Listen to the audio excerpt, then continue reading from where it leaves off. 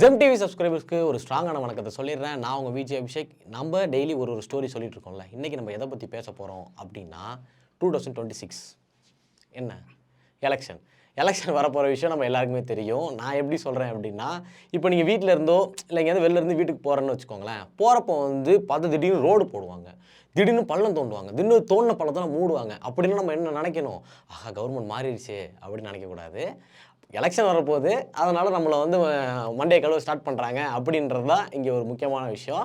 அது எல்லாமே ஸ்டார்ட் பண்ணிட்டாங்க. 2026 யார் வரப்போகிறா அப்படின்ற சந்தேகம் எல்லாருக்குமே வந்துட்டுருக்கு.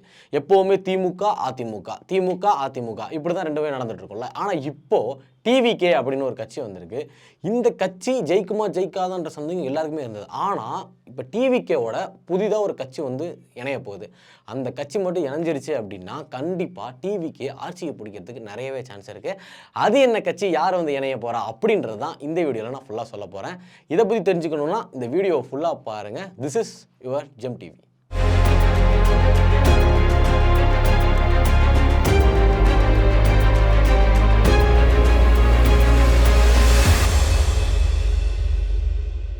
ரெண்டாயிரத்தி 26 எலெக்ஷன் நெருங்கிக்கிட்டே இருக்குது. உடனே எல்லா கட்சியிலேருந்தும் அந்தந்த வேலையை கரெக்டாக ஸ்டார்ட் பண்ணி ஒரே நோக்கத்தோடு போயிட்டுருக்காங்க அப்படின்றது நல்லாவே தெரியுது.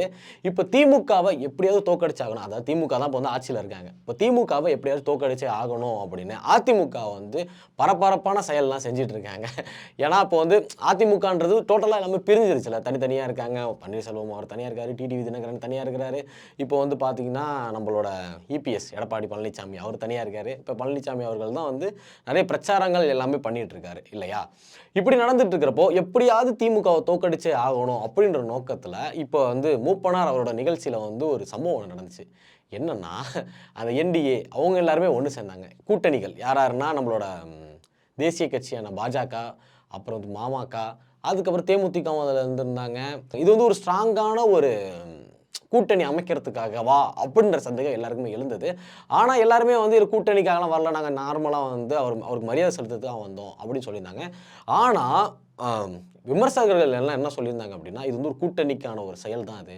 அது மட்டும் இல்லாமல் அன்னைக்கு காலையில் தான் வந்து சசிகலா அவர்கள் வந்து அவங்களோட எக்ஸ்தலத்தில் வந்து ஒரு பதிவு ஒன்று விட்டுருந்தாங்க. என்ன அப்படின்னா, இந்த மாதிரி அண்ணா முன்னேற்ற கழகத்தில் வந்து இருக்கிற அண்ணா திராவிட முன்னேற்ற கழகத்தில் இருக்கிற எல்லாருமே வந்து ஒன்று சேரணும், பிரிஞ்சு போன கட்சிகள் எல்லாமே ஒன்று சேர்ந்தது அப்படின்னா கண்டிப்பாக இந்த வருஷம் ஆட்சியை பிடிச்சிடலாம் அப்படின்னு சொல்லியிருந்தாங்க.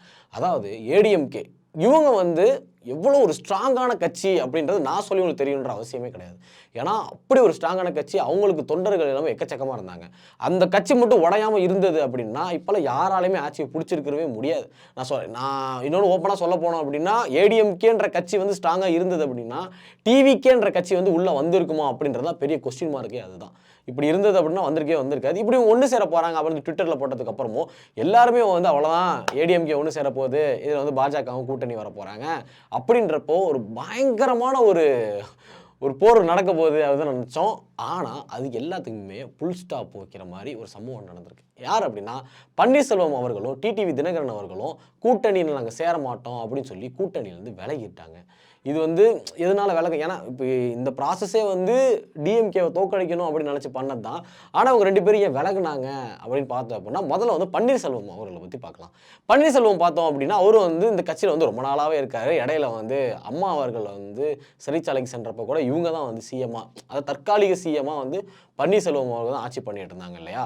அதுக்கப்புறம் வந்து அம்மா அவர்கள் தவறினதுக்கு அப்புறம் சசிகலா அவர்கள் தான் இந்த கட்சியை வந்து முன்னாடி நடத்த போகிறாங்க அப்படின்னப்போ நிறைய ஆர்ப்பாட்டம் எல்லாமே பண்ணது யாருன்னு பார்த்தா பன்னீர்செல்வம் அவர்கள் தான். இவங்களுக்கு வந்து பேசிக்காக உள்ள எப்படி சொல்கிறது, இவர்களுக்கு வந்து முழுமையாக சப்போர்ட் கொடுத்தது யாருன்னா பாஜக. ஏன்னா பாஜகவும் ஏடிஎம்கேவும் கூட்டணியில் இருந்தப்போ ஃபுல்லாகவே இவர் வந்து பாஜகவில் தான் வந்து கொஞ்சம் க்ளோஸாகவே இருந்தார், எல்லாரோடையும் கொஞ்சம் க்ளோஸாகவே இருந்திருக்காரு. கொஞ்சம் அந்த இடத்துல கான்டாக்ட் வந்து இவர் கொஞ்சம் அதிகம் இல்லையா. அது மட்டும் இல்லாமல் பன்னீர்செல்வம் அவர்களும் இபிஎஸ் அவர்களும் ஒன்று சேர்றதுக்கு ஒரு மெயின் ரீசன் யாருன்னு பார்த்தோம் அப்படின்னா பாஜக. இவங்க தான் வந்து அவங்க ரெண்டு பேரையும் ஒன்று சேர்த்து வச்சாங்க. அப்போயே வந்து இவருக்கு பன்னீர்செல்வம் அவருக்கு இபிஎஸோட நம்ம ஓபிஎஸ்க்கு வந்து கான்டாக்ட் வந்து அதிகம், அதாவது பாஜக மாநிலத்தில் வந்து கான்டாக்ட் வந்து அதிகமாகவே இருந்தது. அதுக்கப்புறம் பார்த்தோன்னா இவங்க ரெண்டு பேருக்கு ஒரு கிளாஷ் ஆச்சு. இபிஎஸ்க்கு ஓபிஎஸ்க்கு ஒரு கிளாஷ் ஆகி யார் வந்து ஏடிஎம்கேவை பார்த்துக்கிறது அப்படின்ற ஒரு பிரச்சனை வந்தப்போ நம்மளோட பன்னீர்செல்வம் அவர்கள் வந்து கோர்ட்டில் வந்து கேஸ் போட்டிருந்தாரு. இந்த கேஸ் நடத்துகிறப்பவே அவர் என்ன நினச்சிட்டு இருந்தார் அப்படின்னா, நமக்கு வந்து சென்ட்ரல்லேருந்து நமக்கு வந்து சப்போர்ட் கிடைக்கும், பாஜக வந்து நமக்கு சப்போர்ட் கொடுக்கும், இதனாலே நம்ம வந்து ஜெயிச்சிடலாம் அப்படின்ற ஒரு நம்பிக்கையில் தான் இருந்தார். ஆனால் அவர் நம்பிக்கையில் எல்லாமே மண்ணள்ளி போட்ட மாதிரி வரிசையாக நடந்த எல்லாத்துலேயுமே அவர் தோத்துக்கிட்டு தான் இருந்தார். அதாவது கோர்ட்டில் நடந்த எல்லா கேஸ்லையுமே அவர் தோத்துக்கிட்டு தான் இருந்தார். அதுக்கப்புறமா மெயின் ரீசன், அதாவது பன்னீர்செல்வம் அவர்கள் வந்து கூட்டணியிலேருந்து விலகிறதுக்கான முக்கியமான காரணம் என்ன அப்படின்னா, பாஜக வந்து நமக்கு வந்து பின்னணியாக இல்லை அப்படின்ற ஒரு மெயின் ரீசன். இதனால தான் அவர் வந்து அந்த கூட்டணியிலேருந்து விலகினார் அப்படின்னு சொல்லலாம். இப்போ டிடிவி தினகரன் அவர்களும் பன்னீர்செல்வம் அவர்களும் ஒன்று சேர்ந்திருக்காங்க. ஆனால் இதில் முக்கியமான விஷயம் என்ன அப்படின்னா, இப்போ கொஞ்ச நாளைக்கு முன்னாடி வந்து நம்ம நரேந்திர மோடி அவர்கள் வந்து தமிழகத்துக்கு வந்திருந்தாங்க. தமிழகத்துக்கு வந்தப்போ பன்னீர்செல்வம் வந்து அவர் தனியாக பர்சனலாக மீட் பண்ணுறதுக்கு அப்பாயின்மெண்ட் கேட்டதுக்கு வந்து அவர் வந்து கொடுக்கலையாமா. இதுதான் ஒரு முக்கியமான காரணம்னு, இப்போ விலகிறதுக்கு ஒரு முக்கியமான காரணம் இதுவாக இருக்கலாம் அப்படின்னு சொல்கிறாங்க. ஏன்னா இதுக்கு முன்னாடிலாம் வந்து எப்போ நரேந்திர மோடி வந்து தமிழகத்துக்கு வராரோ, இவர் ஏர்போர்ட்டில் நின்று வெயிட் பண்ணி கூப்பிட்டு வந்திருக்காங்க. அந்த அளவுக்கு ஒரு நல்ல ஒரு 2 பேரும் ஒரு நல்ல ஒரு பாண்டில் தான் இருந்திருக்காங்க.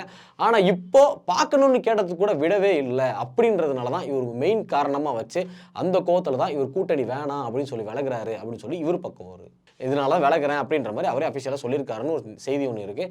ஓகே, இப்போ வந்து டிடிவி தினகரன் ஏன் விலகிறாரு அப்படின்னு பார்த்தா அப்படின்னா, டிடிவி தினகரன் அவர் வந்து ஒரு பதிவு ஒன்று விட்டுருக்காரு. என்ன பதிவு அப்படின்னா, இனிமேல் காத்திருந்து எந்த பிரயோஜனமே கிடையாது, இவங்க வந்து நம்பிக்கை துரோகம் பண்ணதுனால தான் தனியாக கட்சி ஆரம்பித்து நாங்கள் அமமுகன்னு சொல்லி ஒன்று வச்சுருக்கோம். ஆனால் இவங்க இன்னும் திருந்தலை, தப்பு பண்ணவங்க திருந்துவாங்கன்னு நினச்சோம், ஆனால் திருந்த மாட்டாங்க போல். இதனால் இந்த என்டிஏ ப்ராசஸ் வந்து நடக்காது. யார் அமித்ஷா போட்ட பிளான் தான் இதுன்னு வச்சுக்கோங்களேன். அந்த எம்டிஏ அதாவது கூட்டணி வந்து அமித்ஷா போட்டது தான்.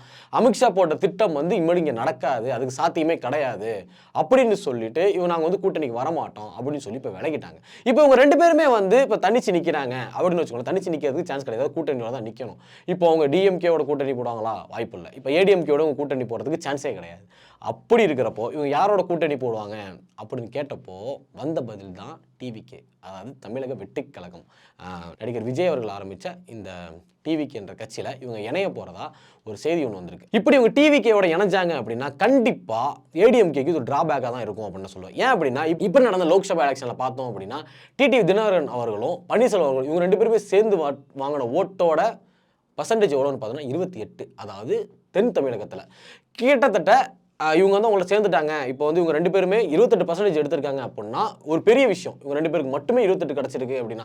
ஏன்னா இப்போ டிஎம்கே ஜெயிச்சிருக்காங்க அப்படின்னா அவங்க சைடு வந்து நிறைய எப்படி சொல்கிறது பார்ட்டிஸ், அதாவது இந்த கூட்டணின்றது நிறைய இருக்குது, அதனால் அவங்களுக்கு பர்சன்டேஜ் வந்து அதிகமாகும். இவங்க 2 பேருக்கு மட்டுமே 28% கிடச்சிருக்கு அப்படி, அதுவும் தென் தமிழகத்தில் கிடச்சிருக்கு அப்படின்னா ஒரு பெரிய விஷயம். இந்த நேரத்தில் இவங்க டிவிக்கோட இணைஞ்சாங்க அப்படின்னா அந்த முக்குலத்தோர் சமுதாயம் அப்படின்னு சொல்லுவாங்கள்ல, அந்த சமுதாயத்தில் இருக்கிற எல்லார் ஓட்டுமே டிவிகே குழுவுறதுக்கு நிறையவே சான்ஸ் இருக்குது. கூட்டணி வச்சா கண்டிப்பாக அந்த முக்குலத்தோரோட ஓட்டு எல்லாருமே இவங்களுக்கு இருக்கும். ஏன்னா அது நான் ஏன் சொல்கிறேன் அப்படின்னு உங்களுக்கு புரிஞ்சிருக்கும். அந்த சப்போர்ட் எல்லாமே இவங்களுக்கு வந்துடும். இந்த 2 கட்சியும், அதாவது பன்னீர்செல்வம் அவர்களும் டிடிவி தினகரன் அவர்களும் இவரோட இணைஞ்சிட்டாங்க அப்படின்னா கண்டிப்பாக சாத்தியமாக இருக்கும். அத்தோட ஏடிஎம்கே அதோட ஒரு பெரிய ஒரு ட்ராப் ஆகிடும். அது மட்டும் இல்லாமல் நம்மளோட எடப்பாடி பழனிசாமி அவர்களுக்கு வந்து அரசியலோட சாம்ராஜ்யமே இடிஞ்சிரும் அப்படின்னு சொல்லலாம். ஏன்னா இந்த எலெக்ஷனில் அவர் ஜெயிச்சாதான், இந்த எலெக்ஷனில் அவர் தோத்துட்டார் அப்படின்னா அவரோட சாம்ராஜ்யமே இடிஞ்சிரும் அப்படின்ற சொல்ல. ஏற்கனவே கட்சியிலேருந்து எல்லாருமே விலைக்கு போயிட்டு இருக்காங்க. சாம்ராஜ்யமே இடிஞ்சிரும் கன்ஃபார்மாக. இப்போது நான் உங்கள்கிட்ட என்ன கேட்குறேன் அப்படின்னா, இது வந்து சாத்தியமாகுமா? ஒருவேளை இந்த 2 கட்சியுமே டிவிகேக்கு போச்சு அப்படின்னா எதிர்காலம் எந்த மாதிரி இருக்கும்? அது மட்டும் இல்லாமல் 2026 யார் ஆட்சிக்கு வர போகிறா அப்படின்றத நீங்கள் என்ன நினைக்கிறீங்க அப்படிங்கிறத மறக்காம கமெண்ட் செக்ஷனில் கமெண்ட் பண்ணிட்டு போங்க. இந்த மாதிரி உலகத்தில் நடக்கிறத, நாட்டில் நடக்கிற, ஏன் நம்ம ஊரில் நடக்கிற விஷயத்த கூட நீங்கள் தெரிஞ்சுக்கணும், அதாவது ட்ரெண்டிங் விஷயத்தெல்லாம் நீங்கள் தெரிஞ்சுக்கணும் அப்படின்னா வேறு எதுவுமே பண்ண வேணாம். ஜெம் டிவி சப்ஸ்கிரைப் பண்ணுங்கள். கீழே அந்த பெல் ஐக்கானுக்கு ப்ரெஸ் பண்ணிங்க அப்படின்னா டெய்லி நாங்கள் சொல்கிற ஒரு விஷயமும் ஒரு தகவலும் உங்களை தேடி வரும். அதனால் வேறு எதுவுமே பண்ண வேணாம், சப்ஸ்கிரைப் பண்ணால் மட்டும் போதும். இத்தோட இந்த கண்டென்ட்டை நான் முடிச்சுக்கிறேன். நான் உங்கள் விஜய் அபிஷேக்.